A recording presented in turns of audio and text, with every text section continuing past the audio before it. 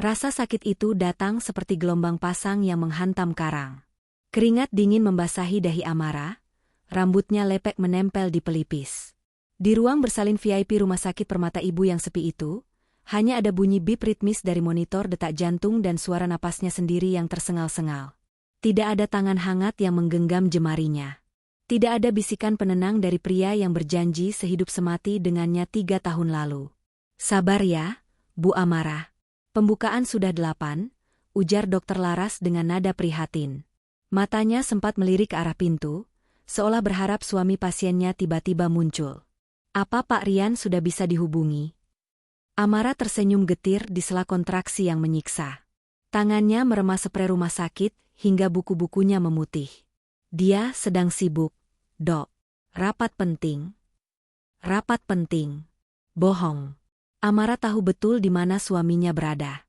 Ponselnya yang tergeletak di meja samping tempat tidur terus bergetar, bukan karena panggilan masuk, tapi karena notifikasi live streaming dari akun media sosial para sosialita ibu kota. Di layar ponsel itu, terpampang kemewahan yang menyilaukan mata.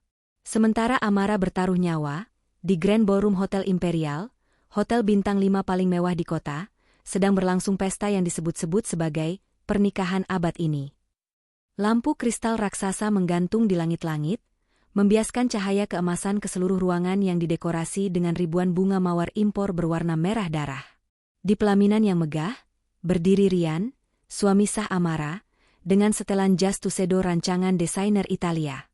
Di sebelahnya, Bella, wanita yang selama ini diperkenalkan sebagai sekretaris pribadi, tersenyum lebar dalam balutan gaun pengantin bertahtakan berlian.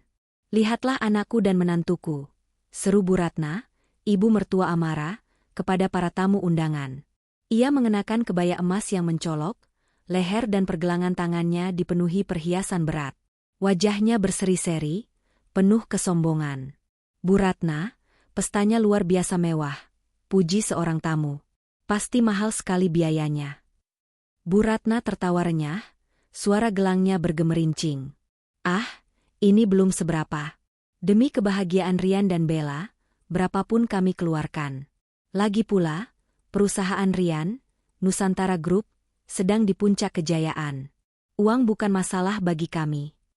Ia sengaja mengeraskan suaranya agar didengar banyak orang.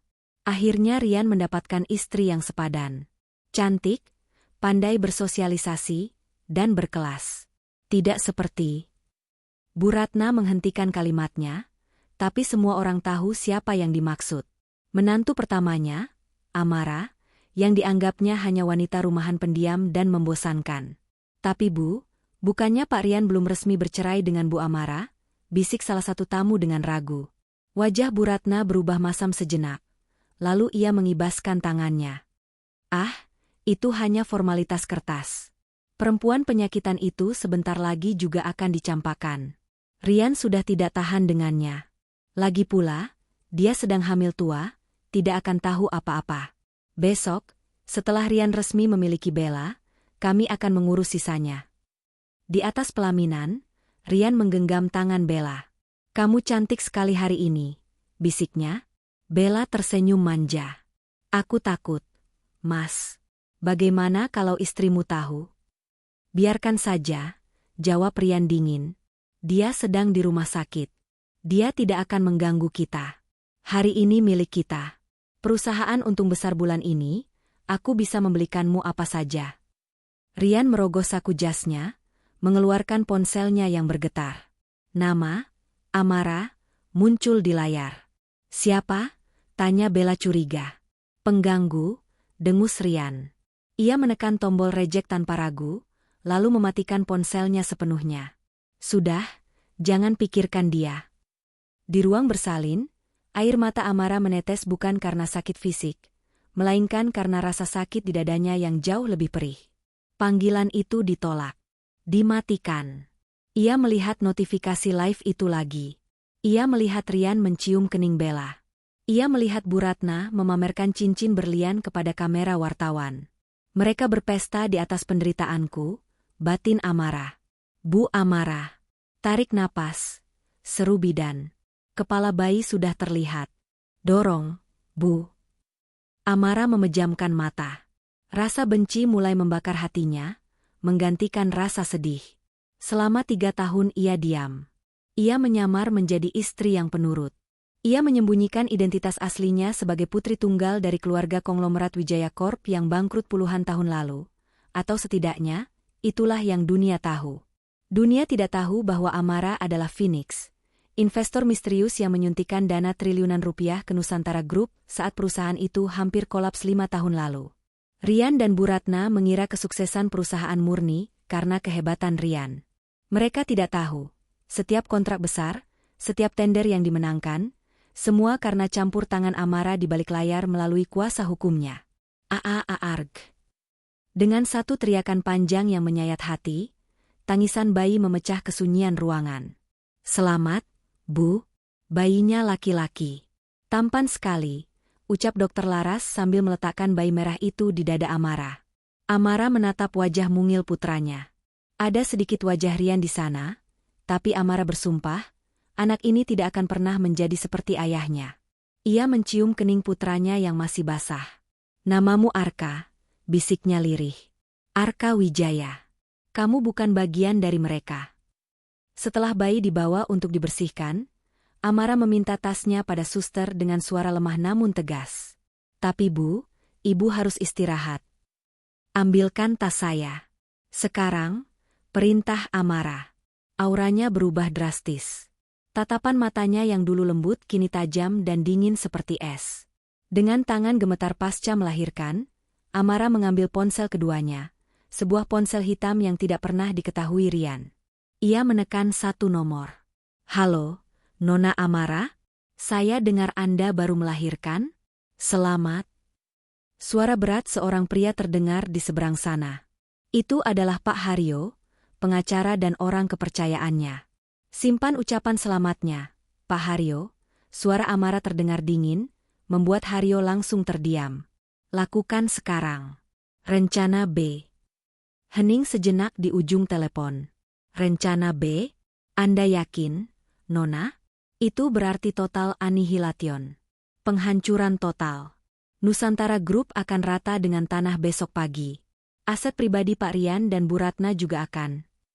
"Saya tahu konsekuensinya," potong Amara. Matanya menatap lurus ke dinding putih rumah sakit, membayangkan wajah Rian dan mertuanya yang sedang tertawa di pesta mewah itu. "Tarik semua saham saya. 80% saham Nusantara Group harus dicairkan malam ini juga. Umumkan kepada publik bahwa investor utama menarik diri karena manajemen yang korup dan skandal moral CEO-nya." "Baik, Nona." "Satu lagi," tambah Amara, bibirnya menyunggingkan senyum tipis yang mengerikan. "Hubungi bank. Segera eksekusi jaminan hutang pribadi mereka. Rumah mewah yang mereka tinggali, mobil-mobil yang mereka pamerkan, bahkan gedung tempat mereka pesta malam ini, semuanya atas nama perusahaan yang sahamnya mayoritas milikku. Sita semuanya besok pagi, tepat saat mereka bangun tidur." "Dimengerti, Nona Amara." Perintah dilaksanakan. Amara mematikan telepon. Rasa sakit pasca melahirkan masih terasa, tapi ada kepuasan yang mulai menjalar di darahnya. Malam ini, biarkan mereka tertawa. Biarkan mereka berdansa di atas lantai marmer yang licin. Biarkan mereka meminum champagne mahal itu sampai mabuk. Karena besok, saat matahari terbit, mereka akan sadar bahwa mereka telah membangun istana di atas pasir hisap. Dan Amara, dia bukan lagi istri yang teraniaya. Dia adalah badai yang akan menyapu bersih segalanya. "Selamat menikmati malam terakhir kalian sebagai orang kaya, suamiku, mertuaku," gumam Amara pelan, matanya berkilat dalam kegelapan kamar rawat inap. Pukul 2 pagi. Pesta di Grand Ballroom akhirnya usai. Para tamu undangan sudah pulang membawa souvenir mewah berupa parfum impor dan coklat Swiss. Namun, Rian, Bella, dan Bu Ratna masih berada di hotel. Mereka memesan Presidential Suite, kamar paling mahal di hotel itu, seharga 50 juta rupiah per malam untuk merayakan malam pertama, pernikahan, Rian dan Bella. Di dalam kamar yang luas itu, Bu Ratna sedang sibuk membuka amplop-amplop sumbangan dari relasi bisnis Rian. Matanya berbinar rakus setiap kali melihat cek bernilai besar. "Wah, Pak Gunawan memberi 100 juta. Hebat sekali anak mama. puji Bu Ratna sambil menepuk bahu Rian yang sedang melonggarkan dasinya. Rian duduk di sofa kulit, memegang gelas wine, wajahnya merah padam karena alkohol dan euforia kemenangan. Bella, yang masih mengenakan gaun pengantinnya, walau kini tampak agak kusut, sedang bersuah foto di depan cermin besar, memamerkan kalung berlian yang baru diberikan Rian tadi pagi. "Sayang, besok kita jadi ke Paris, kan?" tanya Bella manja. "Aku sudah posting di Instagram kalau kita mau honeymoon keliling Eropa." "Tentu saja, Bel," jawab Rian dengan nada sombong. "Apapun untukmu. Pesawat first class sudah dipesan. Besok siang kita terbang." Tiba-tiba, bel pintu kamar berbunyi. "Siapa malam-malam begini?" "Mungkin pelayan membawakan champagne tambahan," gumam Bu Ratna. Ia berjalan membuka pintu dengan senyum angkuh. Namun, yang berdiri di sana bukan pelayan biasa. Itu adalah manajer umum hotel, didampingi 2 staf keamanan dan seorang staf administrasi yang membawa mesin EDC, alat gesek kartu. Wajah sang manajer tampak kaku, tidak ada senyum ramah seperti saat menyambut mereka di awal pesta. "Maaf mengganggu istirahat Anda, Bu Ratna, Pak Rian," kata manajer itu datar. "Ada apa?" Rian bangkit dari sofa, merasa terganggu. "Kalau mau minta tanda tangan atau foto, besok saja. Saya lelah." "Bukan itu, Pak," potong manajer itu tegas. "Kami baru saja memproses pelunasan sisa tagihan ballroom dan catering, serta deposit untuk kamar ini. Total tagihannya adalah 1,5 miliar rupiah." Rian mendengus remeh. "Lalu, gesek saja kartu kredit perusahaan saya. Yang Black Card. Kan sudah saya kasih ke resepsionis tadi sore." "Itu masalahnya, Pak," manajer itu memberi isyarat pada stafnya. "Kartu Bapak ditolak." "Apa?" Rian tertawa mengejek. "Jangan bercanda. Limit kartu itu tak terbatas. Mesin kalian yang rusak."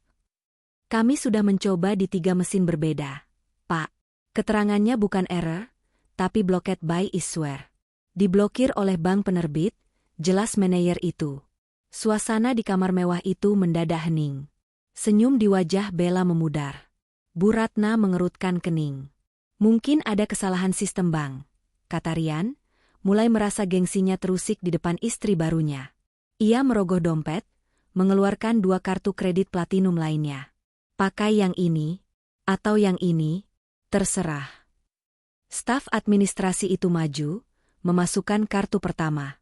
Tit. Layar mesin berkedip merah. Detlin. Ia mencoba kartu kedua. Tit. Detlin. Keringat dingin mulai menetes di pelipis Rian. Ia mencoba kartu debit pribadinya.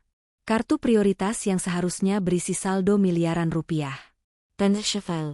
Insufficient funds, TOEFL. Tidak mungkin. Rian merebut mesin itu, menatap layarnya dengan mata melotot. "Ini pasti salah. Rekeningku isinya miliaran. Siapa yang berani memblokirnya?" "Pak Rian," suara manajer kini terdengar dingin dan mengancam. "Kami tidak bisa membiarkan Anda menginap atau meninggalkan hotel ini sebelum tagihan lunas. Kebijakan hotel kami ketat. Jika pembayaran gagal, kami terpaksa memanggil pihak berwajib atas tuduhan penipuan jasa." "Kamu menuduh anak saya penipu?" Bu Ratna memekik, wajahnya merah pada menahan marah. "Kamu tidak tahu siapa kami. Kami pemilik Nusantara Group." Tepat saat Bu Ratna berteriak, ponsel Rian berdering. Bukan dering biasa, tapi dering khusus untuk panggilan darurat dari kantor. Nama, Direktur Keuangan, muncul di layar. Rian mengangkatnya dengan tangan gemetar. "Halo, Pak Budi, kenapa telepon malam-malam? Kartu kredit kantor kenapa tidak bisa dipakai?" Suara di seberang sana terdengar panik, napasnya memburu, di latar belakang terdengar suara keributan orang banyak. "Pak Rian. Gawat, Pak. Bapak di mana? Kantor sedang digeledah." Jantung Rian seakan berhenti berdetak. "Apa maksudmu digeledah? Oleh siapa?" "Bukan polisi, Pak, tapi tim audit eksternal dari pemegang saham mayoritas. Mereka datang membawa surat kuasa hukum. Dan. Suara Pak Budi tercekat. "Bank baru saja mengirim notifikasi pembekuan seluruh aset perusahaan. Semua rekening operasional diblokir karena investor utama menarik seluruh dananya secara sepihak dengan alasan pelanggaran kontrak. Investor utama? Siapa? Bentak Rian. Aku CEO-nya. Aku pemiliknya. Bapak hanya pemilik 20% saham. Pak, 80% saham dimiliki oleh entitas asing yang selama ini diam. Nama entitas itu? Phoenix Capital. Dan kuasa hukum mereka baru saja mengirim email pemecatan Bapak sebagai CEO efektif detik ini juga. Rian limbung. Kakinya lemas. Ponsel mahalnya terjatuh ke karpet tebal. Mas? Mas Rian kenapa? Bella mengguncang lengan Rian, ketakutan melihat wajah suaminya yang pucat pasi seperti mayat. Rian menatap kosong ke arah Bu Ratna dan Bella. Habis. Bisiknya serak. Semuanya habis. Rekening dibekukan. Aku dipecat. Apa? Bu Ratna menjerit histeris. Jangan ngawur kamu, Rian. Kita orang kaya. Bagaimana dengan pesta ini? Bagaimana bayarnya? Manajer hotel yang mendengar percakapan itu langsung memberi kode pada petugas keamanan. Sikap hormatnya hilang sepenuhnya. Pak Rian, Bu Ratna, ucapnya tajam. Karena pembayaran gagal total, silakan tinggalkan kamar ini sekarang juga. Dan kami akan menahan semua barang berharga yang Anda bawa, jam tangan, perhiasan, dan mobil di valet, sebagai jaminan sampai tagihan lunas. Enak saja. Bella memegang kalung berliannya erat-erat. Ini punyaku. Lepaskan, Nyonya, kata petugas keamanan berbadan besar sambil melangkah maju. Atau kami panggil polisi sekarang. Penjara menanti penipu yang makan mewah tapi tak bisa bayar. Malam yang seharusnya menjadi malam pengantin yang indah berubah menjadi mimpi buruk. Rian dipaksa melepas jam tangan Rolexnya. Bu Ratna meraung-raung saat cincin-cincin emasnya ditarik paksa dari jarinya sebagai jaminan. Bella menangis terseduh-seduh saat petugas hotel menyita tas branded yang baru dibelinya kemarin. Mereka diusir keluar dari lobi hotel pukul 3 pagi melalui pintu samping, bukan pintu utama, layaknya pencuri yang tertangkap basah. Gaun pengantin Bella kotor terseret di aspal parkiran. Jas Rian kusut. Make up Bu Ratna luntur oleh air mata kemarahan. Mobil mewah Alphard milik Rian ditahan hotel. Mereka berdiri di pinggir jalan yang sepi, menggigil diterpa angin malam. Ini pasti ulah saingan bisnismu. Bu Ratna berteriak menyalahkan Rian. Dasar bodoh. Bagaimana bisa kamu tidak tahu investor utamamu siapa? Rian menjambak rambutnya sendiri, frustrasi. Diam, Bu. Kepalaku mau pecah. Kita pulang saja, rengek Bella, menggigil kedinginan. Ayo pulang ke rumah Pondok Indah. Aku mau tidur. Besok kita urus ini. Ya, benar, Rian mengangguk cepat, mencoba mencari secercah harapan. Kita masih punya rumah. Rumah itu atas namaku. Kita pulang naik taksi online. Rian memesan taksi dengan sisa saldo di dompet digitalnya yang menyedihkan. Sepanjang perjalanan, tidak ada yang bicara. Hati mereka dipenuhi ketakutan yang tak terbayangkan. 1 jam kemudian, taksi berhenti di depan gerbang tinggi rumah mewah mereka di kawasan elit. Namun, lampu taman yang biasanya terang benderang kini mati total. Gerbang yang megah itu terkunci rapat dengan rantai besi besar yang melilit. Dan di tengah gerbang itu, tertempel stiker besar berwarna merah menyala yang diterangi oleh lampu sorot mobil taksi. Tulisan di stiker itu membuat darah Rian membeku seketika. Tanah dan bangunan ini dalam pengawasan BAN. Disita. Berdasarkan putusan pengadilan nomor 789/20/202X.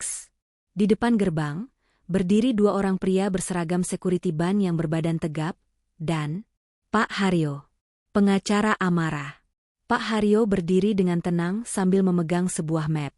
Ia tersenyum tipis melihat Rian, Bella, dan Bu Ratna turun dari taksi dengan wajah berantakan. Selamat pagi, Pak Rian, Bu Ratna, sapa Haryo sopan namun menusuk. Pestanya meriah. Haryo? Rian berlari mendekat, mencengkeram pagar besi. Apa-apaan ini? Kenapa rumahku disegel? Buka gerbangnya.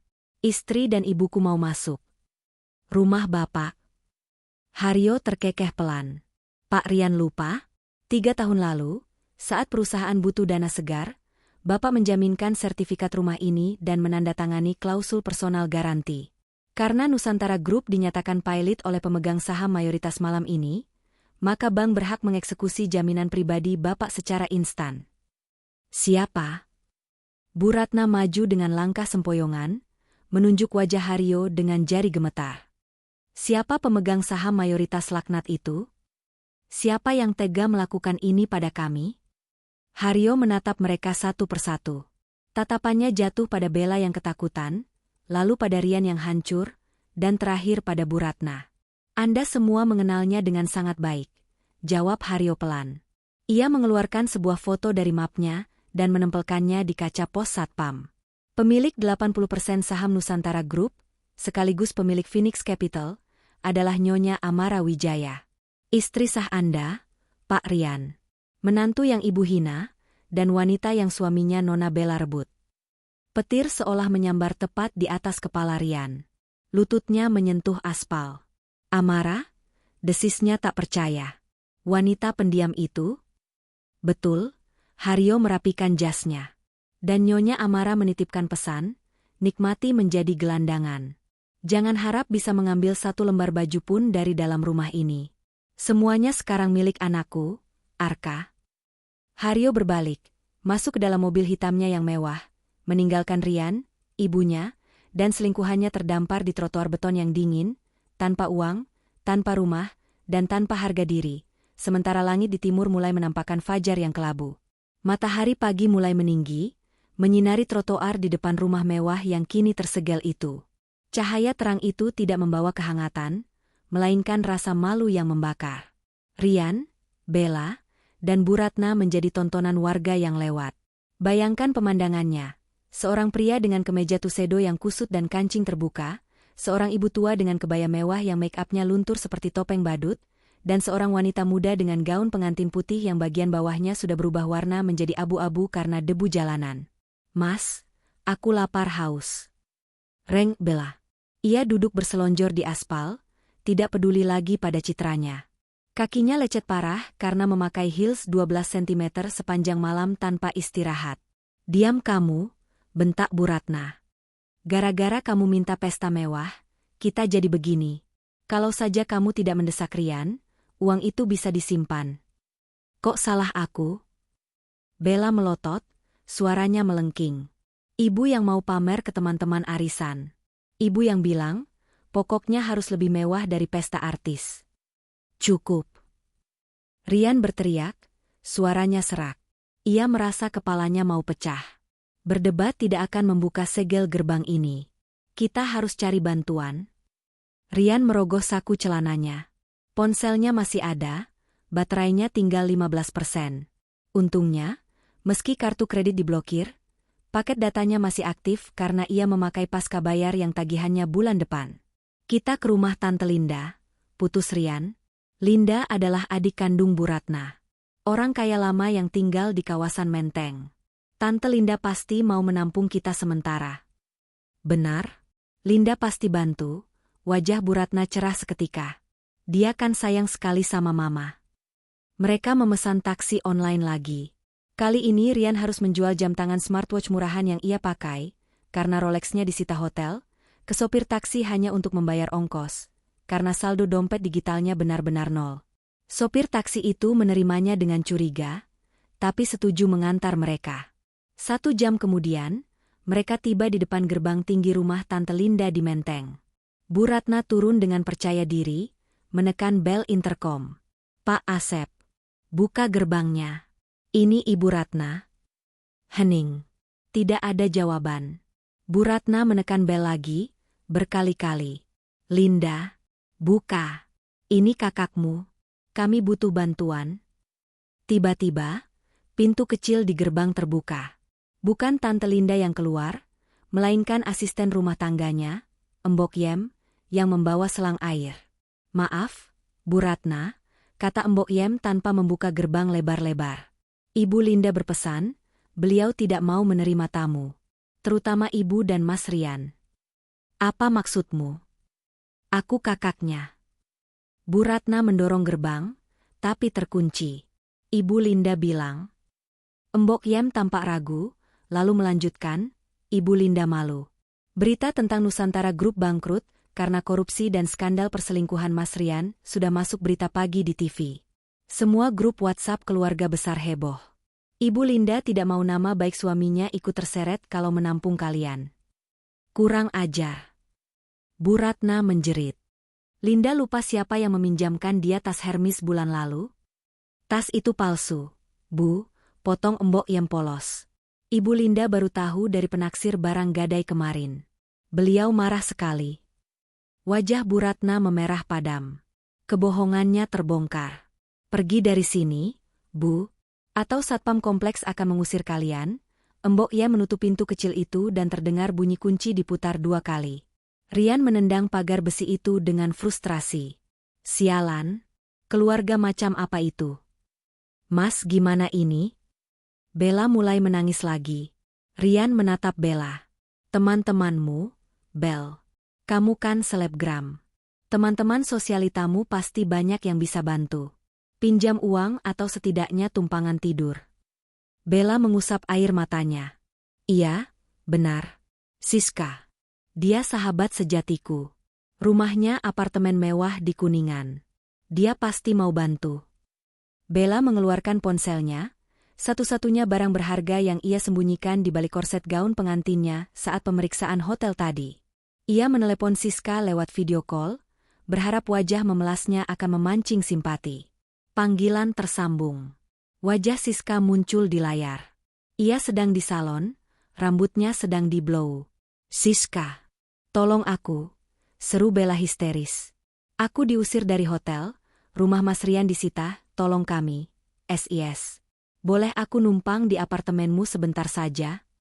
Siska tidak menjawab dengan prihatin. Sebaliknya, ia tertawa. Terdengar juga suara tawa teman-temannya yang lain di latar belakang. Ya ampun, Bel. Jadi gosip itu benar? Si pelakor kena karma instan? Ujar Siska dengan nada mengejek yang sangat tajam. Bella tertegun. Maksudmu apa? Kita kan sahabat? Sahabat? Plese deh. Cibir Siska. Aku temenan sama kamu karena kamu sering traktir dan bawa aku ke pesta mewah Rian. Sekarang kalau kamu miskin, buat apa? Lagi pula, kamu lihat trending topik Twitter, X, belum? Foto kamu yang diseret keluar hotel dengan gaun kotor itu sudah viral. Judulnya, Ratu Drama Jadi Gembel. Kalau aku bantu kamu, followersku bisa kabur semua. Bye, Bella. Klik. Sambungan terputus. Bella menatap layar ponselnya dengan mulut menganga. Akun Instagramnya tiba-tiba dibanjiri ribuan komentar hujatan. DM-nya penuh dengan caci maki netizen yang menyebutnya wanita murahan dan penyebab kebangkrutan. Dunia yang mereka banggakan, dunia yang berisi pujian palsu, kemewahan semu, dan hormat karena uang, runtuh dalam sekejap mata. Kita tidak punya siapa-siapa lagi. Rian merosot duduk di trotoar. Perutnya berbunyi keras.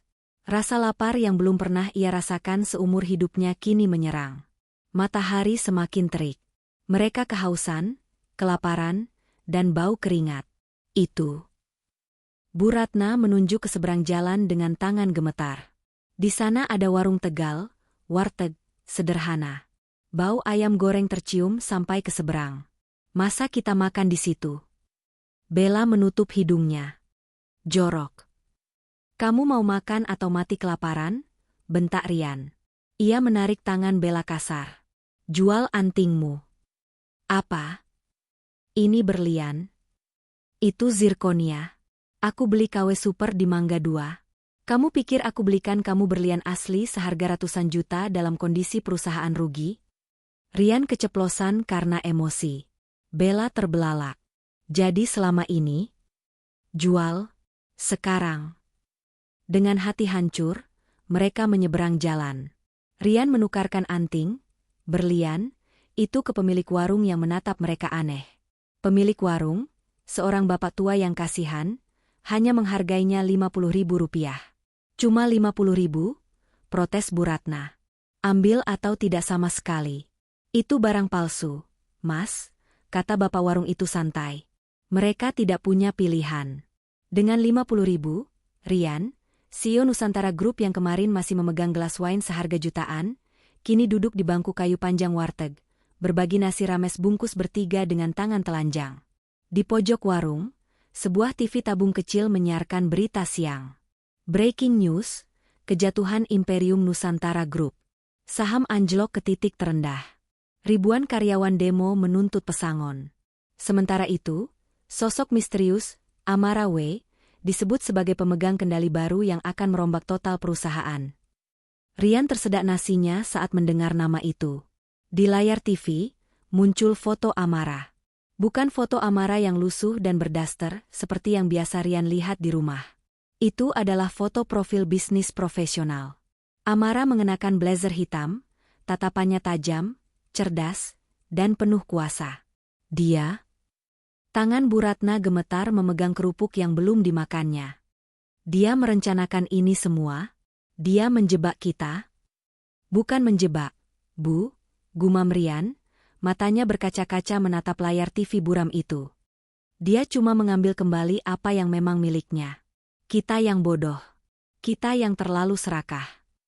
Untuk pertama kalinya, penyesalan itu datang.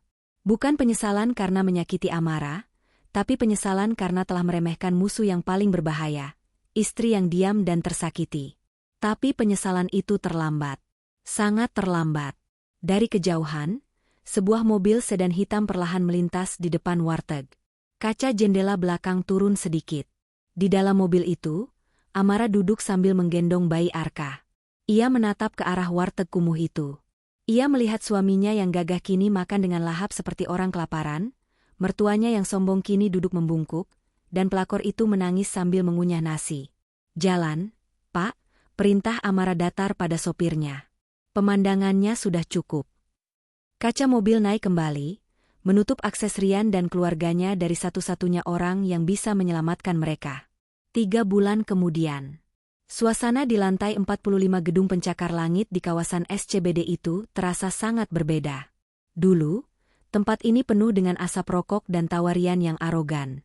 Kini, udaranya bersih, wangi aromaterapi lavender yang menenangkan, dan dipenuhi aura profesionalisme yang tinggi. Papan nama di depan gedung sudah diganti. Bukan lagi Nusantara Group, melainkan Phoenix Holdings. Amara berjalan menyusuri koridor dengan langkah tegap. Ia mengenakan setelan blazer putih gading yang membalut tubuhnya dengan elegan. Rambutnya yang hitam legam kini dipotong sebahu, memberikan kesan segar dan tegas. Tidak ada lagi sisa-sisa wanita hamil yang lemah dan menangis 3 bulan lalu. Selamat pagi, Bu Presdir, sapa para karyawan dengan hormat, menundukkan kepala saat ia lewat. Pagi. Siapkan laporan kuartal pertama di meja saya 10 menit lagi, jawab Amara singkat namun penuh wibawa. Ia masuk ke dalam ruangan kerjanya yang luas.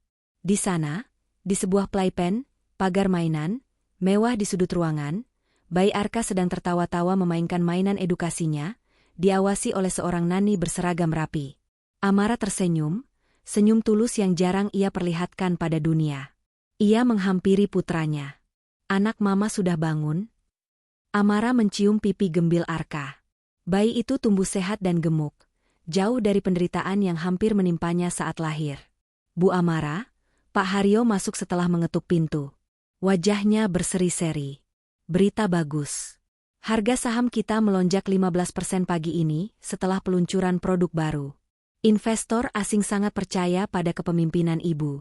Mereka bilang, Phoenix bangkit dari abu korupsi masa lalu. Amara mengangguk puas. Bagus. Pastikan bonus karyawan cair tepat waktu. Saya tidak mau seperti manajemen lama yang menahan hak orang. Baik, Bu. Oh ya, Haryo ragu sejenak, lalu mengeluarkan sebuah amplop coklat kusam dari tas kerjanya. Ada surat dari sana. Wajah Amara berubah datar. Ia tidak perlu bertanya siapa pengirimnya. Tulisan tangan cakar ayam di amplop itu sudah ia kenal. Tulisan Rian. Isinya permohonan maaf? Atau minta uang? Tanya Amara sinis tanpa menyentuh amplop itu. Dua-duanya, Bu. Dan sepertinya, ancaman bunuh diri jika Ibu tidak menemui mereka. Amara tertawa kecil. Tawa yang dingin. Buang saja ke tempat sampah, Pak Haryo. Orang yang benar-benar ingin mati tidak akan mengirim surat ancaman. Mereka hanya ingin perhatian. Saya tidak punya waktu untuk mengurus sampah. Ia kembali menatap pemandangan kota Jakarta dari balik kaca jendela raksasa. Di bawah sana, di antara ganggang sempit yang tak terlihat dari ketinggian ini, ia tahu mantan keluarganya sedang membusuk. Sementara itu, di sebuah kontrakan petak berukuran 3x3 meter di daerah pinggiran kota yang padat dan kumuh. Udara di dalam ruangan itu pengap dan panas. Atap seng yang rendah membuat ruangan itu seperti oven di siang hari. Bau got yang menyengat dari selokan depan rumah, masuk melalui celah-celah ventilasi. Panas sekali. Aku tidak tahan. Bella berteriak sambil melempar kipas angin plastik kecil yang sudah berdebu. Baling-balingnya patah. Bu Ratna, yang sedang duduk di lantai sambil memilah beras murah yang banyak kutunya, menatap Bella dengan tatapan membunuh. Diam kau, perempuan sial. Kipas itu satu-satunya yang kita punya. Kalau rusak, kau mau kipasan pakai tangan? Bentak Bu Ratna. Penampilan Bu Ratna sudah berubah drastis. Tubuhnya kurus kering. Rambutnya yang dulu selalu disasak tinggi kini putih semua dan berantakan. Tidak ada lagi gelang emas. Yang ada hanya koyo cabe tertempel di pelipis dan lehernya. Ini semua gara-gara ibu. Bella membalas tak kalah sengit. Wajahnya kusam, jerawat mulai bermunculan karena ia tidak bisa lagi membeli skincare mahal.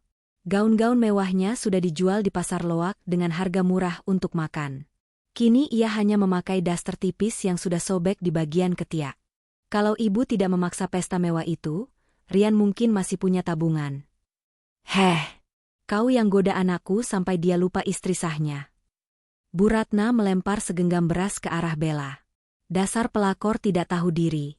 Sudah miskin masih banyak tingkah. Pintu kontrakan yang terbuat dari triplek tipis terbuka kasar.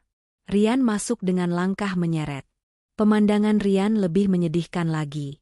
Kulitnya yang dulu putih terawat kini gosong terbakar matahari. Tangannya kasar dan penuh luka lecet. Ia mengenakan kaos partai yang didapat gratis dan celana jeans yang sudah dekil. Rian baru saja pulang dari kerjanya sebagai kuli angkut di pasar induk. Tidak ada perusahaan yang mau mempekerjakannya. Namanya sudah masuk daftar hitam, blacklist, Asosiasi HRD Nasional karena kasus penipuan dan penggelapan dana di perusahaan lamanya. Ijazah S2 luar negerinya tidak laku. Mas, mana uangnya? Bella langsung menyerbu Rian, menggeledah saku celananya. Aku butuh beli pulsa. Aku mau live TikTok cari gift. Minggir, Bel. Rian mendorong Bella lemah. Ia berjalan ke arah teko air, menuang air putih hangat ke gelas plastik dan meminumnya dengan rakus. Cuma bawa 50.000. Bella menatap lembaran uang kusut di tangan Rian dengan jijik. Ini buat makan bertiga mana cukup?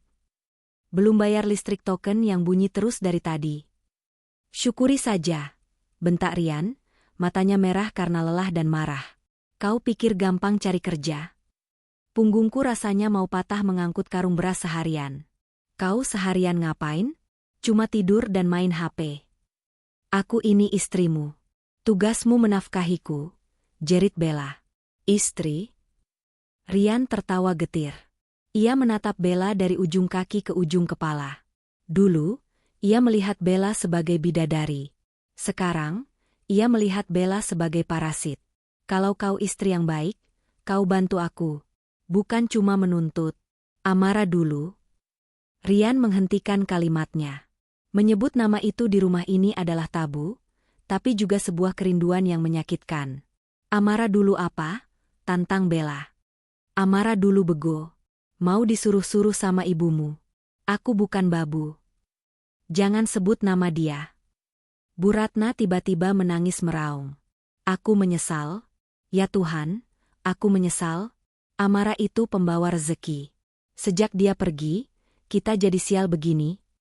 Suasana hening sejenak, hanya diisi isak tangis Bu Ratna dan dengungan lalat yang berterbangan di atas nasi sisa kemarin. Tiba-tiba, terdengar gedoran keras di pintu. Dok, dok, dok, buka. Bayar utang. Suara garang seorang pria terdengar dari luar. Wajah Rian memucat. Itu suara penagih utang dari Bank Keliling, Rentenir. Minggu lalu, Rian terpaksa meminjam 1 juta rupiah untuk biaya berobat Bu Ratna yang sakit demam tinggi, dengan bunga yang mencekik. Mas, mereka datang lagi. Bella mundur ketakutan ke pojok ruangan. Rian, jangan buka. Bisik Bu Ratna gemetar. Brak, pintu triplek itu tidak mampu menahan tendangan. 2 orang pria berbadan besar dengan tato di lengan masuk ke dalam kontrakan sempit itu. Heh, mantan bos, cibir salah satu penagih utang. Sudah jatuh tempo.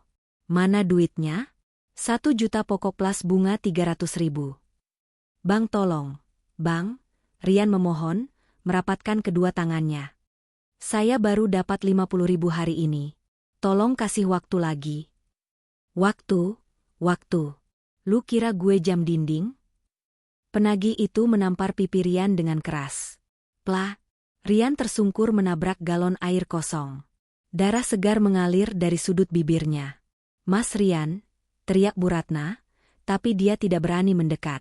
Penagih utang itu melirik ke arah Bella yang meringkuk ketakutan. Matanya meneliti tubuh Bella dengan tatapan nakal. Lu nggak punya duit kan? Si penagih menyeringai. Tapi bini lu lumayan juga. Masih mulus walaupun agak kucel. Rian, meski kesakitan, merasakan amarah naik ke ubun-ubun. Jangan sentuh dia.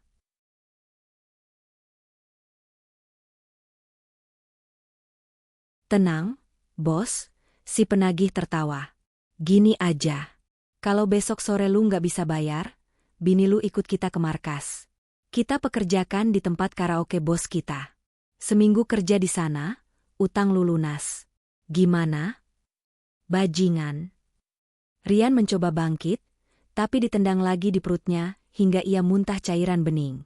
Pikirkan tawarannya, kata penagih itu sambil meludah ke lantai.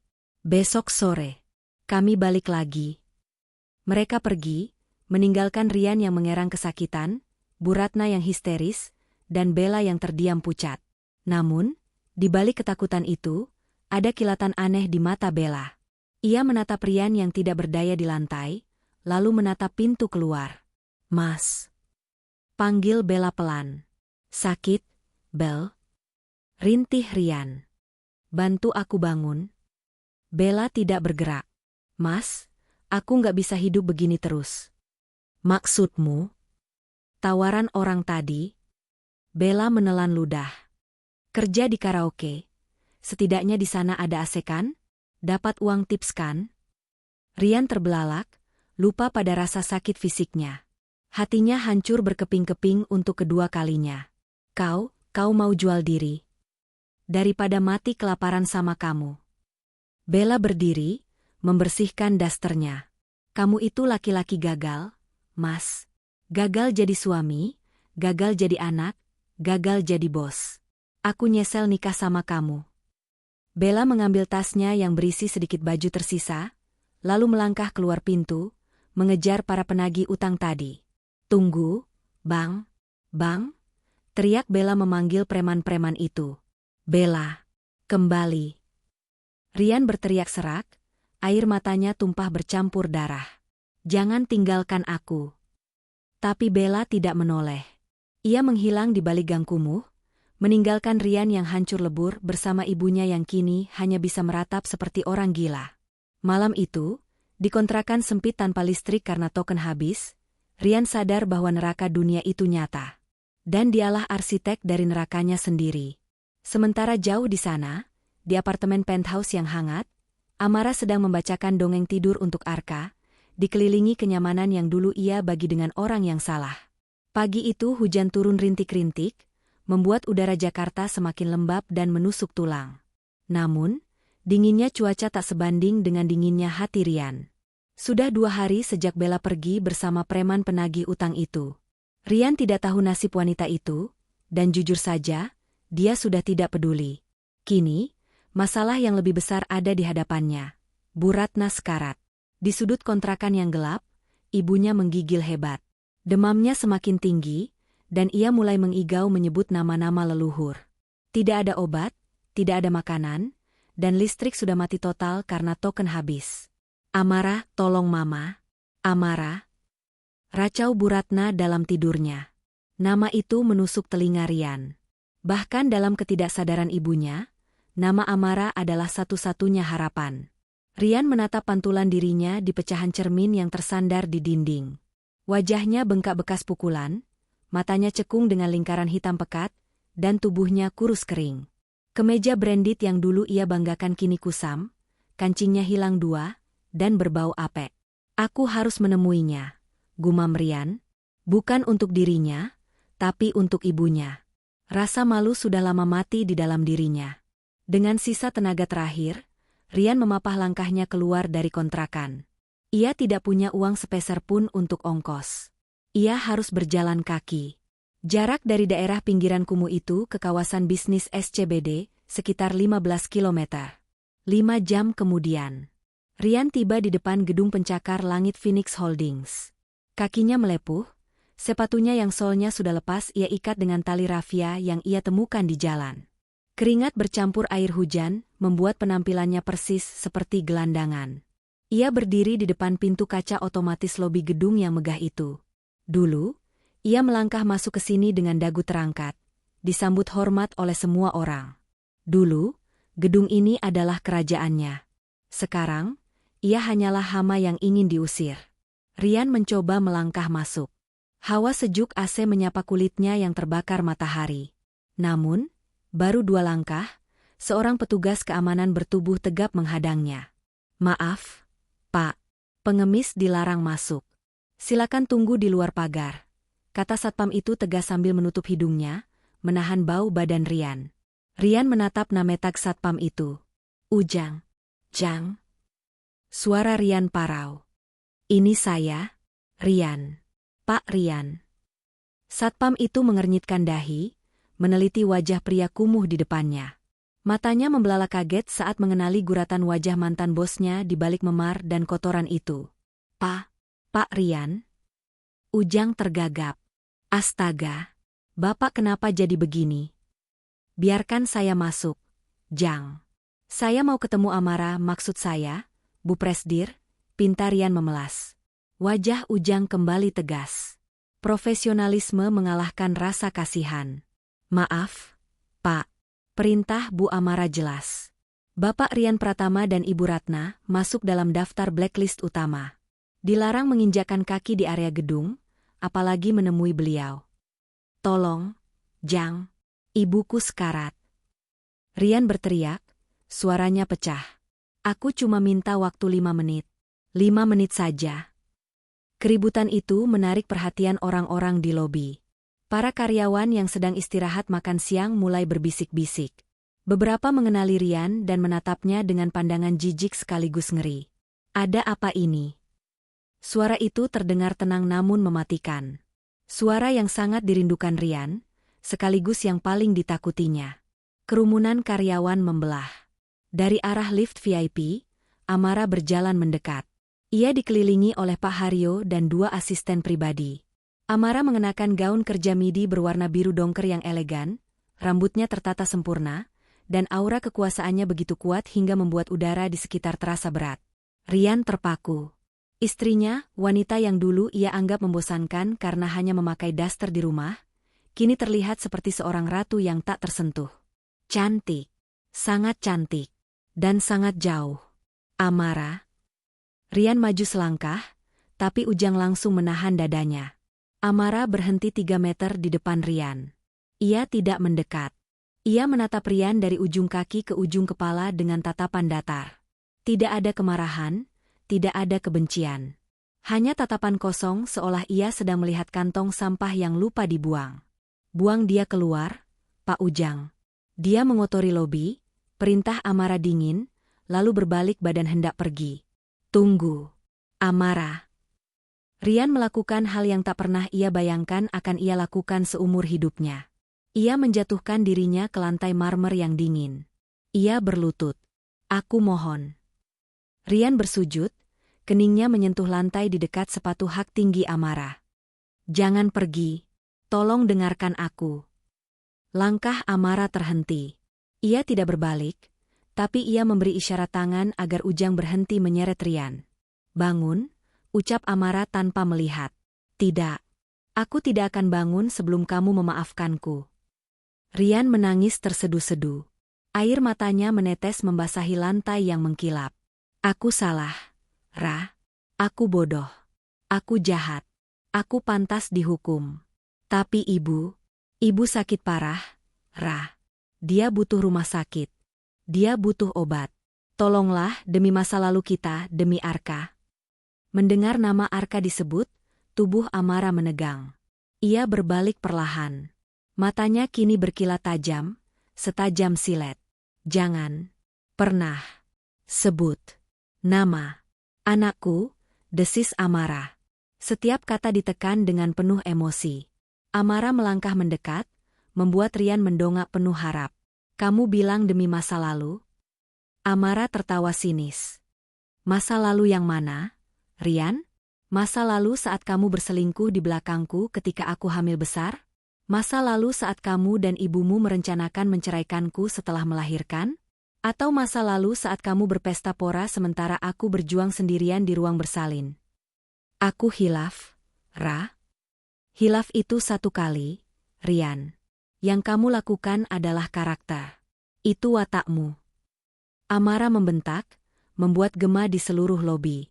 Semua orang terdiam. Kamu datang ke sini, berlutut, menangis bukan karena kamu mencintaiku. Bukan karena kamu rindu anakmu. Tapi karena kamu lapar. Karena kamu miskin. Karena kamu tidak punya tempat lagi untuk berlari. Amara menunjuk wajah Rian dengan telunjuknya yang lentik. Kalau hari ini kamu masih kaya, kalau Nusantara Group tidak aku hancurkan, apakah kamu akan ada di sini? Tidak. Kamu pasti sedang di Paris bersama pelacur itu, menertawakan kematianku. Rian terdiam. Kata-kata Amara menamparnya lebih keras daripada pukulan penagih utang. Karena itu semua benar. Tapi ibu. Rian mencoba mencari celah. Ibu mertuamu juga, Ra. Dia neneknya Arka. Amara menatap Rian dengan tatapan iba yang menyakitkan.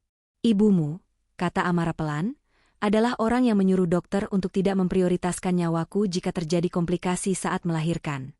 Aku mendengar rekamannya dari CCTV rumah sakit. Rian. Ibumu berharap aku mati agar kamu bisa menikah lagi tanpa harus bagi harta gono gini. Rian terbelalak. Wajahnya pucat pasi. Ia tidak pernah tahu ibunya sejahat itu. Jadi, jangan bicara soal kemanusiaan padaku, lanjut Amara. Ia membuka tas Hermesnya, mengambil dompet, dan mengeluarkan selembar uang 100.000 rupiah berwarna merah. Amara menjatuhkan uang itu tepat di depan wajah Rian. Uang itu melayang pelan dan mendarat di lantai. Ambil, perintah Amara. Rian menatap uang itu. Harga dirinya berteriak untuk menolak. Tapi perutnya dan bayangan ibunya yang sekarat memaksanya untuk diam. Ambil uang itu. Belikan obat generik untuk ibumu dan nasi bungkus untukmu. Itu sedekah terakhirku. Anggap saja zakat untuk membuang sial. Amara merapikan blazernya, kembali menjadi sosok wanita besi yang tak tersentuh. Pak Ujang, pastikan setelah dia keluar, semprot area ini dengan disinfektan. Saya tidak mau ada virus kegagalan yang tertinggal di sini. Baik, Bu. Amara membalikkan badan dan berjalan menjauh, diiringi bunyi ketukan sepatu hak tingginya yang berirama tegas. Tuk, tuk, tuk. Menjauh, semakin jauh, dan tak terjangkau. Rian gemetar. Tangannya perlahan terulur mengambil lembaran 100.000 rupiah di lantai. Ia meremas uang itu dengan tangan kotornya. Air matanya mengalir deras. Bukan karena sedih, tapi karena kehancuran jiwa yang sempurna. Di hadapan ratusan mantan karyawannya, Rian memungut sedekah dari istri yang dulu ia sia-siakan. Ia bangkit dengan lutut gemetar, berbalik, dan berjalan keluar dari gedung kaca itu. Hujan di luar semakin deras, seolah alam semesta ingin membilas jejak kotor yang ia tinggalkan. Rian berjalan pulang membawa uang 100.000 itu. Ia kalah. Benar-benar kalah telak. Hujan turun semakin deras, seolah langit Jakarta ikut menangisi nasib Rian, atau mungkin meludahi kebodohannya. Rian berlari kecil menyusuri gang sempit yang becek. Tangannya mendekap erat kantong plastik kecil di balik bajunya, melindunginya agar tidak basah. Di dalam plastik itu ada obat penurun panas sirup, antibiotik generik, dan sebungkus nasi padang lauk perkedel. Hanya itu yang mampu ia beli dengan sisa uang 100.000 pemberian Amara setelah dikurangi ongkos angkot. Tahan sebentar, Bu. Rian pulang, gumamnya, giginya gemeletuk kedinginan. Bayangan wajah Amara yang dingin tadi masih menghantui pikirannya. Tapi ia menepisnya. Yang penting sekarang ibunya sembuh. Ia akan menyuapi ibunya, lalu meminta maaf karena gagal menjadi anak yang membanggakan. Besok, ia akan mencoba melamar kerja sebagai tukang cuci piring atau apapun, asalkan halal. Ia ingin memulai hidup baru. Rian sampai di depan pintu kontrakannya. Aneh, pintunya sedikit terbuka. Padahal ia ingat betul sudah menguncinya dari luar dan membawa kuncinya. Dan suasana di sekitar kontrakan terasa sangat sepi. Meski biasanya jam segini tetangga sebelah sedang menyetel musik dangdut dengan keras. Bu, panggil Rian pelan sambil mendorong pintu triplek itu. Kriek. Ruangan itu gelap gulita. Bau apek yang biasa tercium kini bercampur dengan bau lain. Bau yang membuat bulu kuduk Rian meremang. Bau sesuatu yang amis dan anyir. Rian meraba dinding, mencari saklar lampu, tapi ia ingat listriknya mati. Cahaya kilat petir menyambar di luar, menerangi ruangan itu selama sepersekian detik. Dalam keremangan kilat itu, Rian melihatnya. Bu Ratna tidak ada di kasur tipis tempat ia meninggalkannya tadi pagi. Ibunya tergeletak di lantai tanah yang dingin, di dekat teko air yang terguling. Tangannya terulur kaku, seolah sedang berusaha menggapai gelas plastik yang jatuh beberapa sentimeter dari ujung jarinya. Ibu? Rian menjatuhkan nasi bungkusnya. Ia menerjang masuk, berlutut di samping tubuh ibunya. Bu, bangun, Bu. Rian bawa obat. Rian bawa makan. Ia menyentuh lengan ibunya. Dingin. Bukan dingin karena udara hujan, tapi dingin yang kaku dan keras. Seperti menyentuh patung lilin. Rian mengguncang bahu ibunya dengan panik. Tubuh itu berguling telentang. Mata Bu Ratna melotot, menatap kosong ke langit-langit yang bocor. Mulutnya sedikit terbuka, menyiratkan napas terakhir yang tersengal karena kehausan yang amat sangat. Di wajahnya yang kaku, tergurat ekspresi ketakutan dan kesakitan yang abadi. Tidak mungkin. Rian meraba leher ibunya. Nadi karotisnya diam. Tidak ada detak. Tidak ada kehidupan. Ibu, jangan bercanda. Suara Rian bergetar hebat. Ia membuka tutup botol obat sirup dengan tangan gemetar, menumpahkannya ke mulut kaku ibunya. Cairan merah muda itu meleleh keluar lagi, membasahi pipi tirus yang sudah membiru. Telan, Bu. Ayo minum. Ini dari Amara. Amara kasih uang buat ibu. Rian berteriak histeris, mengguncang mayat ibunya dengan kasar. Tapi Bu Ratna tetap diam. Ibu yang selalu memanjakannya, ibu yang selalu membelanya meski ia salah, ibu yang sombong dan angkuh itu, kini telah tiada. Mati sendirian di lantai tanah, dalam kegelapan, kelaparan, dan kehausan, sementara anak kebanggaannya sedang mengemis di kaki menantu yang mereka buang. Ah! Ah! Teriakan Rian memecah kesunyian gang. Teriakan keputusasaan yang panjang dan menyayat hati, mengalahkan suara guntur di luar. Beberapa tetangga mulai berdatangan, mengintip dari pintu. Mereka menutup hidung, bukan karena bau, tapi karena enggan terlibat urusan orang miskin yang bermasalah. Innalillahi, ibunya meninggal tuh, bisik seorang ibu tetangga. Kasihan ya, matinya pas anaknya nggak ada. Hus, jangan kasihan. Itu karma. Dengar-dengar dulu mereka orang kaya sombong. Pak RT, seorang pria tua bertubuh kurus, masuk ke dalam membawa senter. Ia memeriksa kondisi Bu Ratna sebentar, lalu menutup mata jenazah itu dengan tangan. Sudah meninggal, Mas Rian. Mungkin sudah dari siang tadi, kata Pak RT datar. Sabar ya. Rian masih memeluk mayat ibunya, menangis tanpa suara. Air matanya habis. Mas Rian, panggil Pak RT lagi, kali ini nadanya lebih pragmatis. Ini jenazah harus segera diurus. Nggak baik didiamkan lama-lama. Apalagi ini kontrakan sempit, baunya nanti ganggu tetangga. Rian mendongak, matanya merah dan bengkak. Saya nggak punya uang, Pak. Pak RT menghela napas panjang, seolah sudah menduga jawaban itu. Ia menoleh ke warga yang berkumpul. Bapak-bapak, "Ibu-ibu, ada yang mau sumbangan?" Hening. Warga saling pandang. Mereka semua orang susah. Uang 50.000 sangat berharga bagi mereka. Lagi pula, Bu Ratna semasa hidup di kontrakan itu dikenal judes dan tidak mau bergaul. "Saya cuma ada 10.000, kata seorang bapak. "Saya 5.000. Uang terkumpul tidak sampai 100.000 rupiah. Biaya kain kafan, biaya gali kubur, biaya sewa ambulans jenazah, semuanya butuh jutaan. "Gini aja," kata Pak RT akhirnya dengan nada kasihan namun tegas. "Kita urus seadanya. Kain kafan pakai sisa kain masjid. Mandikan di sini saja. Kuburnya, kita tumpuk di makam wakaf tua di ujung desa. Nggak usah pakai nisan batu, pakai kayu saja. Yang penting masuk tanah." Rian mengangguk lemah. Ia tidak punya hak menawar. Malam itu juga, di tengah hujan yang tak kunjung reda, prosesi pemakaman Bu Ratna dilangsungkan. Sangat kontras dengan pesta pernikahan mewah Rian beberapa bulan lalu. Tidak ada karangan bunga. Tidak ada pelayat berpakaian jas. Tidak ada catering lezat. Jenazah Bu Ratna digotong menggunakan keranda tua milik masjid yang besinya sudah berkarat, ditutup kain hijau yang sudah pudar warnanya. Yang mengantar hanya Rian, Pak RT, dan 2 penggali kubur. Bahkan Bella tidak ada. Rian berjalan terseok-seok di belakang keranda, tanpa alas kaki. Pikirannya melayang ke masa lalu. "Ingatlah, Rian," suara ibunya terngiang di kepalanya. "Pesta kita harus mewah. Bunga mawarnya harus impor dari Belanda. Jangan bikin malu mama." Sekarang, mawar, di atas kuburannya hanyalah kembang setaman layu seharga 5.000 rupiah yang dibeli di pinggir jalan. Tanah merah basah mulai menutupi liang lahat. Setiap cangkulan tanah yang jatuh ke papan penutup jenazah terdengar, seperti dentuman palu godam di dada Rian. Duk, duk, duk. Selesai. Gundukan tanah merah itu kini menjadi rumah terakhir Bu Ratna. Sosialita yang memuja kemewahan itu berakhir di lubang sempit yang becek, tanpa penanda yang layak.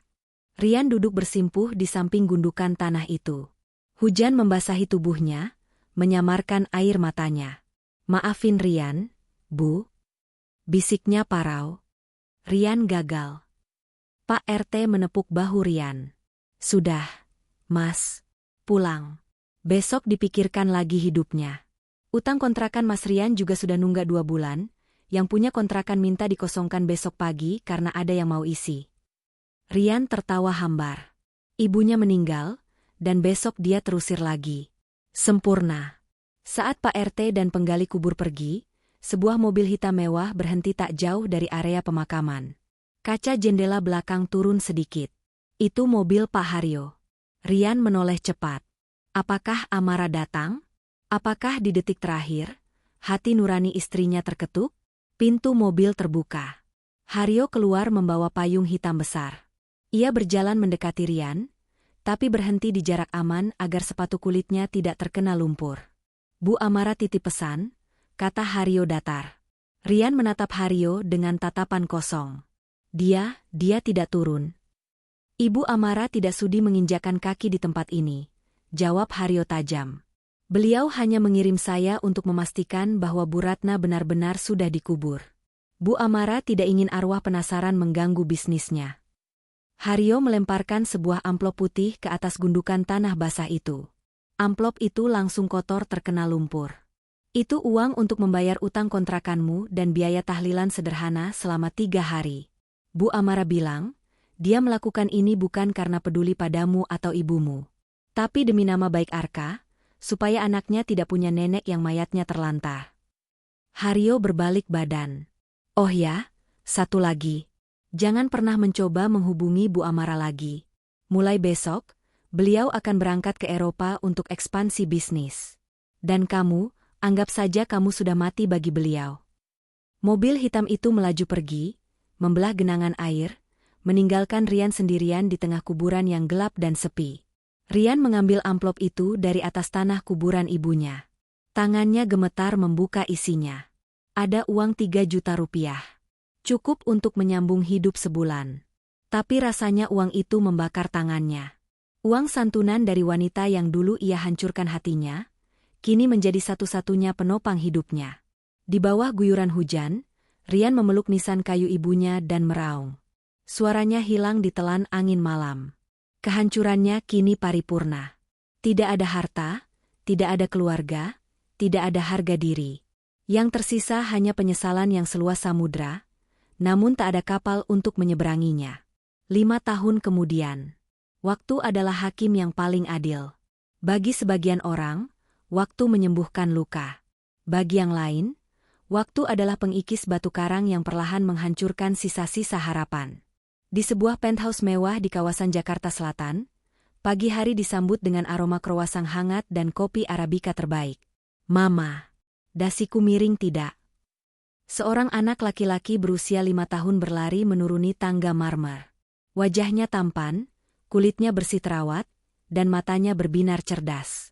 Ia mengenakan seragam sekolah internasional yang rapi dengan rompi rajut berlogo sekolah elit. Amara, yang sedang membaca berita ekonomi di tabletnya, menoleh dan tersenyum.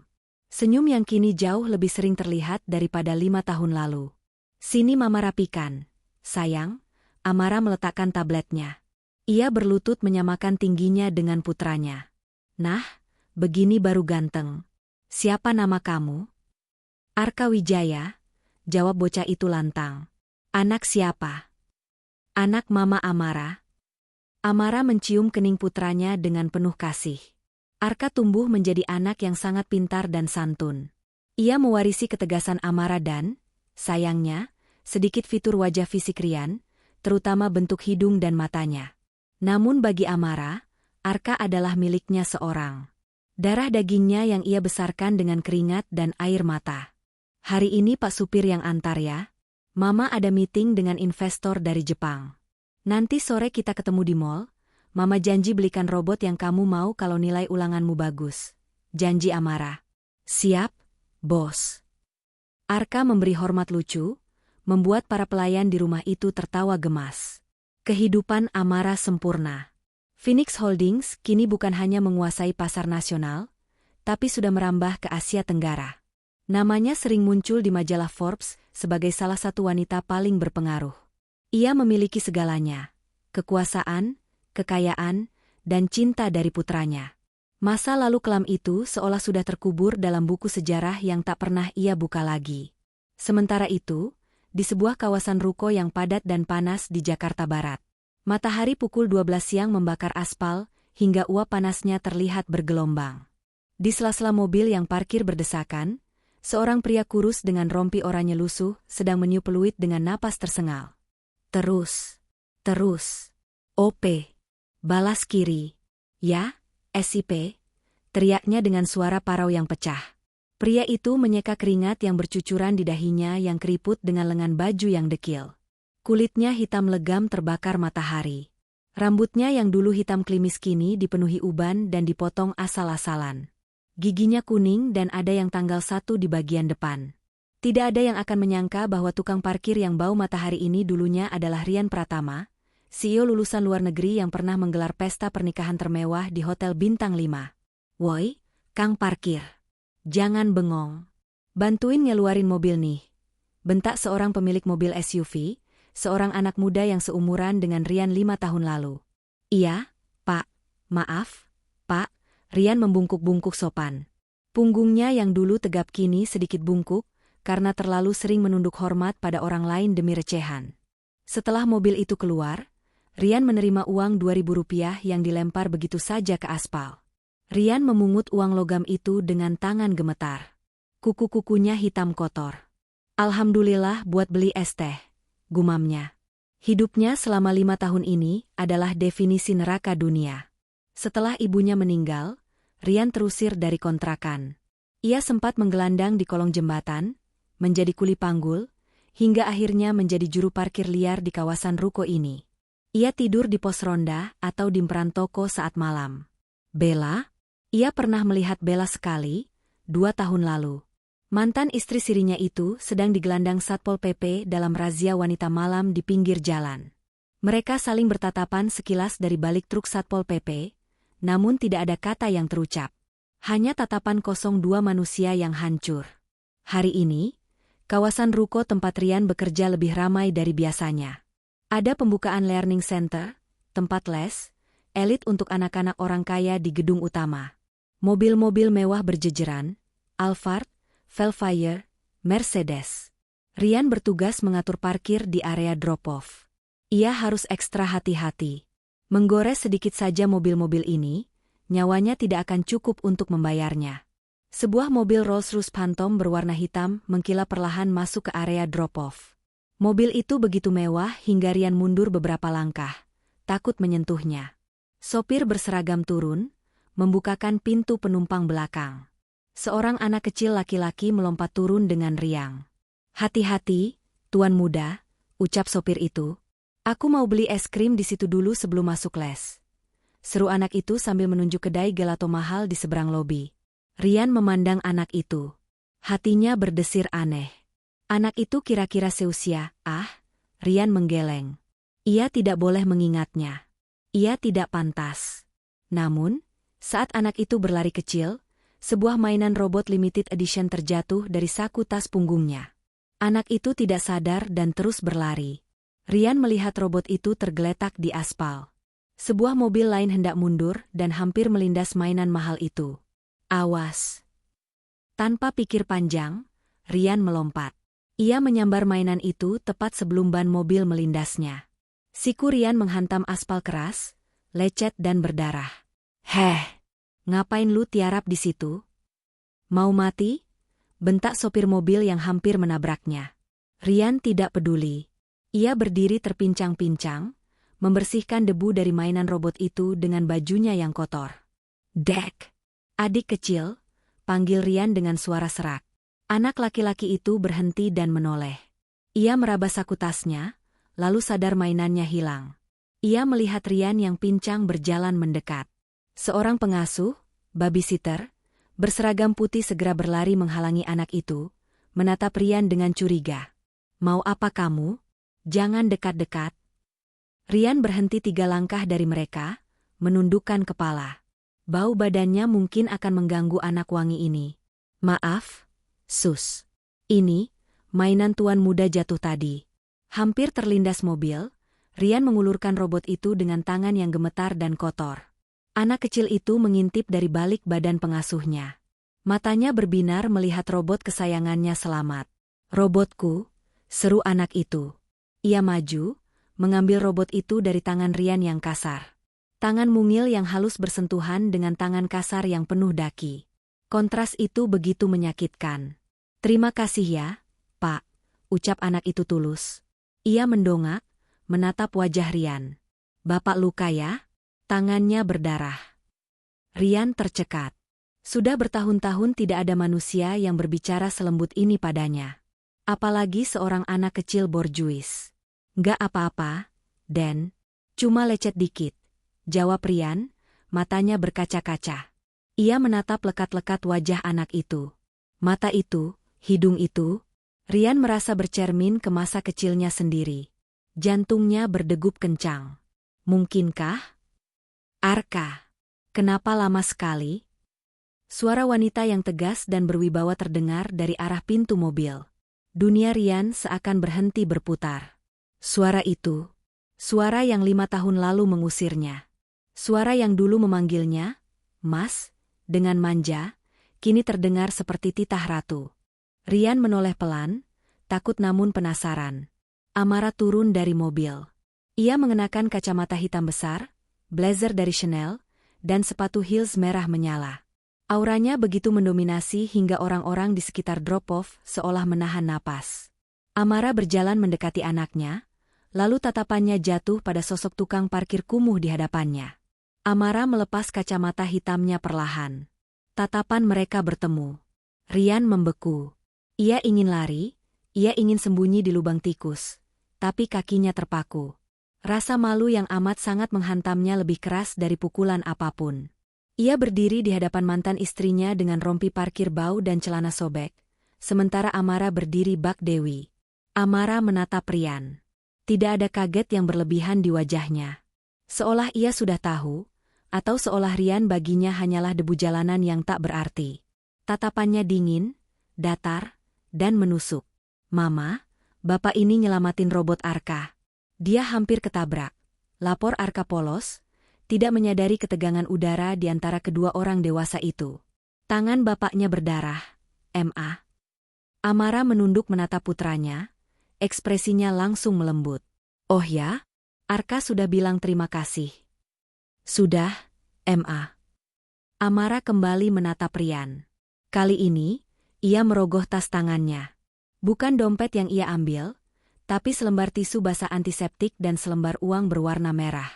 100.000 rupiah. Amara melangkah maju 1 langkah. Jarak mereka begitu dekat, namun terasa jutaan kilometer jauhnya. Ini, ucap Amara datar. Ia tidak menyerahkan uang itu ke tangan Rian, melainkan menjatuhkannya ke dalam saku rompi oranye Rian yang terbuka, seolah enggan bersentuhan kulit. Untuk beli plester luka. Amara. Bisik Rian, suaranya nyaris tak terdengar. Lidahnya keluh. Nama saya Bu Amara.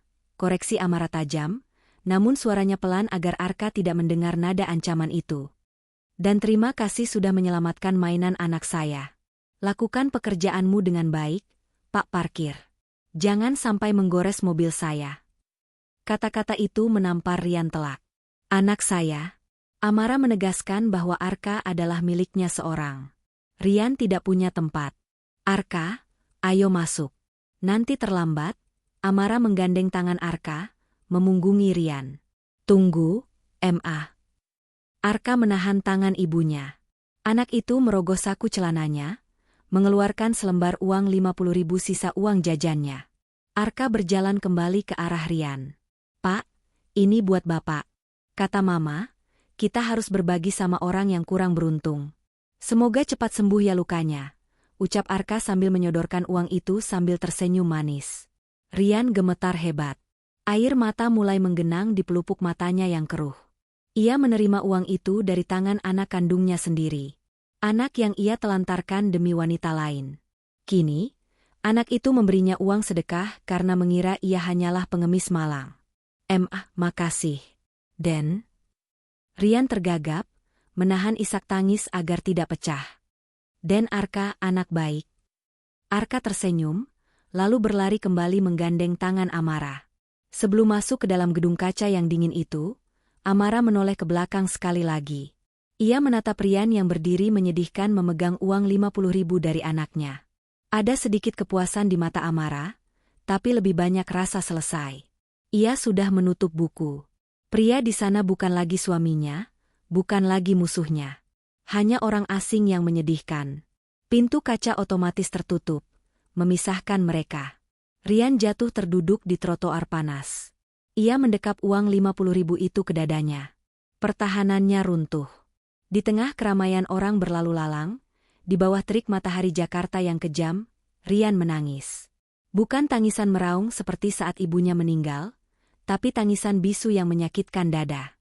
Tangisan seorang ayah yang menyadari bahwa hukuman terberat bukanlah kemiskinan, melainkan dilupakan dan tak dikenali oleh darah dagingnya sendiri. Arka. Bisiknya pada angin yang membawa debu. Maafkan Papa. Tapi angin tidak membawa jawaban. Hanya suara klakson mobil yang memaki Rian untuk segera minggir karena menghalangi jalan. Sore itu, langit Jakarta berwarna jingga kemerahan, seolah menahan amarah yang akan tumpah. Di sudut parkiran ruko tempat Rian bekerja, sebuah bayangan kurus mengintai dari balik tiang listrik. Wanita itu mengenakan hoodie kedodoran yang kotor, celana jeans robek yang bukan karena fashion, dan masker kain yang sudah hitam. Matanya cekung, liar, dan penuh dendam. Kulitnya rusak, penuh bekas luka garukan, tanda kehidupan jalanan yang keras dan mungkin pengaruh obat-obatan murah. Itu Bella. 5 tahun telah mengubah, pelakor cantik, yang dulu dipuja Rian menjadi sosok yang mengerikan. Setelah keluar masuk penjara karena kasus pencurian kecil dan prostitusi, Bella tidak lagi memiliki kecantikan yang bisa dijual. Yang tersisa hanyalah kebencian. Kebencian pada dunia, pada Amara, dan terutama pada Rian. Bella melihat Rian yang sedang duduk melamun di trotoar, sambil memegang uang 50.000 pemberian Arka. Heh, gembel, sapa Bella, suaranya serak dan berat karena rokok. Rian menoleh. Matanya membelalak mengenali suara itu, meski fisiknya sudah berubah total. Bella? Bella menurunkan maskernya, memperlihatkan gigi yang ompong dan bibir yang pecah-pecah. Ia menyeringai. Masih ingat aku ternyata, Mas Suami? Rian berdiri, mundur selangkah. Mau apa kamu kesini? Pergi. Jangan bikin masalah. Masalah? Bella tertawa hambar, lalu meludah ke aspal. Hidupku sudah jadi masalah sejak kau bangkrut. Rian, lihat aku. Ini gara-gara kamu dan ibumu yang bodoh itu. Itu salah kita sendiri. Bel, jawab Rian pelan. Sudahlah. Aku mau kerja. Bella mencengkeram lengan rompi oranye Rian dengan kuku-kukunya yang panjang dan kotor. Kerja? Jadi tukang parkir? Dapat berapa sehari? 50.000? Cih. Bella mendekatkan wajahnya ke telinga Rian. Aku lihat tadi, Mas. Aku lihat anak kecil yang kasih kamu uang itu. Itu anakmu kan? Anaknya si Jalang Amara? Darah Rian berdesir. Jangan sebut nama mereka. Jangan macam-macam, Bel. Dia pewaris tunggal Phoenix Holdings. Mas, bisik Bella, matanya berkilat gila. Harganya miliaran. Kalau kita culik dia, minta tebusan 10 miliar saja, Amara pasti kasih. Kita bisa kabur ke luar negeri. Kita bisa hidup enak lagi, Mas. Seperti dulu. Rian menepis tangan Bella kasar. Gila kamu. Itu anakku. Aku nggak akan biarkan kamu sentuh sehelai rambut pun dari kepalanya. Bella terdorong ke belakang, tapi ia malah tertawa. Tawa yang membuat bulu kuduk berdiri. Anakmu? Dia bahkan nggak tahu kamu bapaknya. Dia pikir kamu cuma tukang parkir bau. Bella mengeluarkan sesuatu dari saku hoodie-nya. Sebuah pisau lipat karatan. Kalau kamu nggak mau bantu, minggir. Biar aku yang urus. Aku sudah nggak punya apa-apa lagi untuk dipertaruhkan, Rian. Penjara? Neraka? Aku sudah tinggal di sana. Jangan, Bel. Sadar. Minggir. Bella menendang tulang kering Rian dengan sepatu bootsnya yang keras, lalu berlari menuju lobi gedung Learning Center. Di sana, Arka baru saja keluar dari pintu kaca, ditemani pengasuhnya yang sedang sibuk menerima telepon. Sopir jemputan Arka belum tiba karena terjebak macet di putaran depan. Arka berdiri sendirian di pinggir trotoar, menunggu mobilnya. Jantung Rian berhenti berdetak. Ia melihat Bella berlari kencang sambil menggenggam pisau di balik lengan bajunya. Matanya terkunci pada sosok kecil Arka. Arka! Awas! Teriakan Rian menggema di seluruh area parkir. Rian berlari. Ia mengerahkan seluruh sisa tenaga yang dimiliki tubuh kurusnya. Ia berlari lebih cepat dari saat ia dikejar penagih utang. Ia berlari demi satu-satunya hal baik yang pernah ia hasilkan di dunia ini. Arka menoleh kaget mendengar teriakan itu. Ia melihat wanita berbaju hitam berlari ke arahnya dengan wajah menyeramkan. Ikut aku, anak setan, teriak Bella sambil menerjang. Tolong. Arka menjerit ketakutan. Pengasuh Arka yang kaget menjatuhkan ponselnya, tapi ia terlambat bereaksi. Jarak Bella sudah terlalu dekat. Tangan Bella terulur hendak menyambar kerah baju Arka. Bruk! Sebuah tubuh berbaju oranye menabrak Bella dari samping dengan keras. Rian menerjang Bella tepat sebelum tangan wanita itu menyentuh Arka. Mereka berdua terguling di aspal keras. Lari, Den. Lari masuk ke dalam. Teriak Rian sambil bergulat menahan tangan Bella yang memegang pisau. Lepasin aku, Rian bangsat. Bella menjerit histeris. Kekuatannya berlipat ganda karena pengaruh obat dan adrenalin. Ia mencakar wajah Rian, menggigit lengannya. Aku nggak akan biarkan kamu sakiti anakku. Rian mengunci leher Bella, tapi Bella meronta liar. Pisau di tangan Bella menyabet sembarangan. Shreds. Darah segar muncrat ke aspal. Rian merasakan panas yang menyengat di perut bagian kirinya. Lalu satu lagi di pahanya. Papa. Itu bukan suara Arka. Itu suara Amara. Amara baru saja turun dari mobilnya yang baru tiba. Ia melihat pemandangan horor itu. Mantan suaminya yang berbaju tukang parkir sedang bergulat berdarah-darah dengan seorang wanita gila, sementara Arka menangis di pojok dipeluk satpam. Matilah kalian semua. Bella berhasil membebaskan tangannya dan mengayunkan pisau itu ke arah leher Rian. Dengan sisa tenaga terakhir, Rian menahan bilah pisau itu dengan telapak tangan kosongnya. Besi beradu tulang. Darah mengucur deras dari genggaman tangan Rian. "Satpam! Tangkap!" teriak Amara histeris sambil berlari mendekat. 3 orang satpam gedung akhirnya tiba dan meringkus Bella. Mereka memukul tangan Bella dengan tongkat hingga pisau itu terlepas, lalu menekan tubuh wanita itu ke aspal. "Lepas! Aku mau uangku. Itu hakku." Bella meraung-raung seperti binatang buas saat diseret menjauh. Di tengah kehebohan itu, Rian ambruk. Tubuhnya tergeletak di aspal panas yang kini berwarna merah. Napasnya tersengal-sengal. Rompi oranyenya basah oleh darah dari perut dan pahanya. Tangannya yang menahan pisau tadi hancur, jari-jarinya nyaris putus. Pak parkir." Arka melepaskan diri dari pengasuhnya dan berlari mendekati Rian. "Jangan lihat, sayang." Amara memeluk kepala Arka, membenamkan wajah anaknya ke perutnya agar tidak melihat darah. Tapi Amara melihatnya. Ia melihat Rian. Amara berlutut di samping tubuh Rian. Jarak mereka hanya beberapa sentimeter. Seperti saat di rumah sakit dulu, tapi kali ini posisinya berbalik. Rian membuka matanya yang mulai meredup. Ia melihat wajah Amara. Wajah yang 5 tahun ini selalu hadir dalam mimpi penyesalannya. "Ra?" Suara Rian seperti bisikan angin, bercampur buih darah di bibirnya. "Bodoh," desis Amara, suaranya bergetar. Air mata yang selama 5 tahun ia tahan sekuat baja, tiba-tiba mendesak keluar. "Kenapa kamu lakukan ini? Kenapa kamu tidak lari saja?" Rian tersenyum tipis. Senyum yang tulus, tanpa beban, tanpa kepalsuan. "Karena dia anakku." Rian terbatuk, darah keluar lagi. "Meskipun aku bukan ayahnya lagi." Tangan Rian yang gemetar dan berlumuran darah bergerak pelan, ingin menyentuh sepatu Arka, tapi ia menariknya kembali.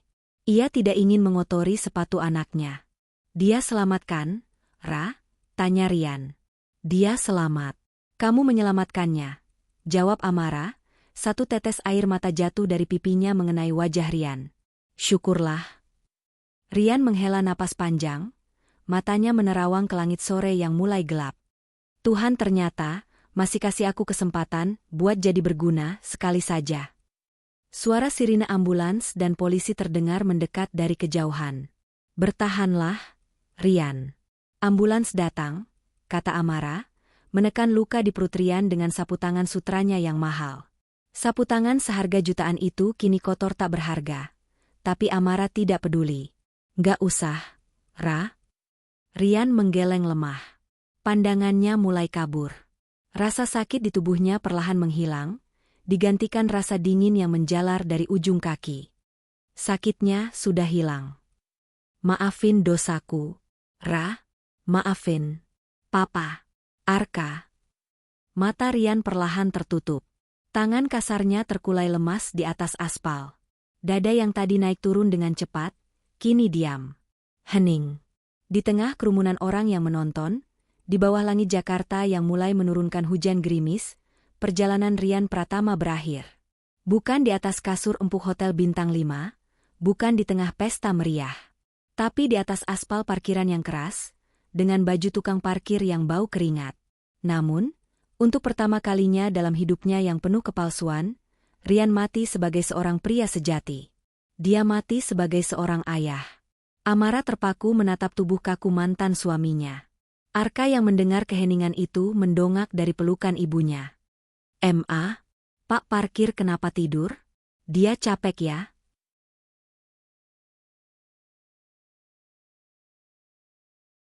Amara memeluk Arka erat-erat, air matanya tumpah deras membasahi rambut anaknya. "Iya, sayang," bisik Amara serak. "Bapak ini, dia sudah sangat lelah. Dia mau istirahat panjang. Kita doakan dia ya." Hujan turun semakin deras, membasuh darah Rian, mengalirkan dosa-dosa masa lalunya ke selokan kota, meninggalkan jejak kepahlawanan yang terlambat namun nyata. Hujan telah berhenti, menyisakan aroma aspal basah dan amis darah yang samar di area parkir ruko itu. Garis polisi berwarna kuning hitam telah terpasang, membatasi area di mana Rian menghembuskan napas terakhirnya. Bella sudah dibawa pergi oleh polisi 15 menit yang lalu. Wanita itu tidak berhenti berteriak, meronta, dan meludah seperti orang gila. Itu uangku. Amara maling. Rian suamiku. Lepaskan aku. Teriakannya masih terngiang, sebuah simfoni kegilaan yang lahir dari keserakahan yang tak berujung. Polisi mengatakan Bella akan dijerat pasal berlapis. Percobaan pembunuhan berencana, penganiayaan berat yang menyebabkan kematian, dan kepemilikan senjata tajam. Mengingat kondisi mentalnya yang tidak stabil dan riwayat narkobanya, sisa hidup Bella dipastikan akan habis di balik jeruji besi atau rumah sakit jiwa yang dingin. Sebuah akhir yang sunyi bagi wanita yang dulu bermimpi menjadi ratu sosialita. Di sudut lain, jenazah Rian sedang dimasukkan ke dalam kantong mayat berwarna oranye. Petugas palang hitam bekerja dengan cekatan namun diam, seolah menghormati tragedi yang baru saja terjadi. Amara berdiri di sana, memeluk Arka yang masih gemetar. Jas Chanel-nya kotor terkena noda darah Rian saat ia mencoba menolong tadi, tapi ia tidak peduli. Bu Amara, Pak Haryo datang dengan wajah prihatin. Polisi butuh keterangan ibu sebentar. Dan soal jenazah pelaku, maksud saya, jenazah Pak Rian. Apakah kita serahkan ke dinas sosial untuk dimakamkan sebagai jenazah terlantar?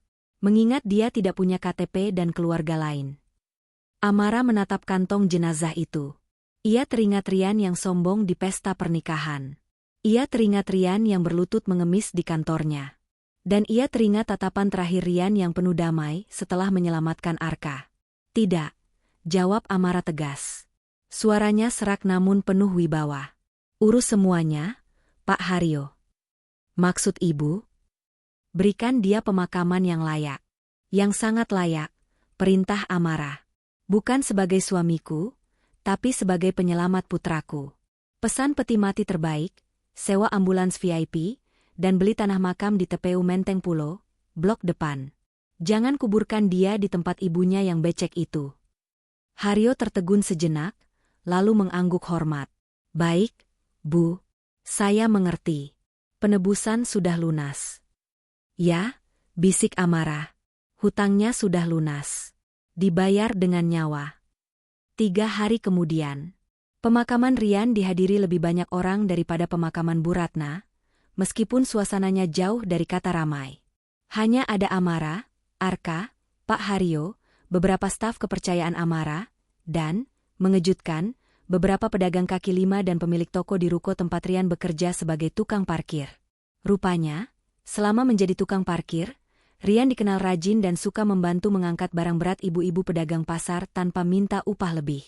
Sisi kemanusiaan Rian yang hilang saat dia kaya, justru tumbuh subur saat dia jatuh miskin. Arka berdiri di samping ibunya, mengenakan setelan jas hitam kecil. Tangannya memegang sekeranjang bunga mawar putih. "Ma," bisik Arka. "Pak parkir orang baik ya."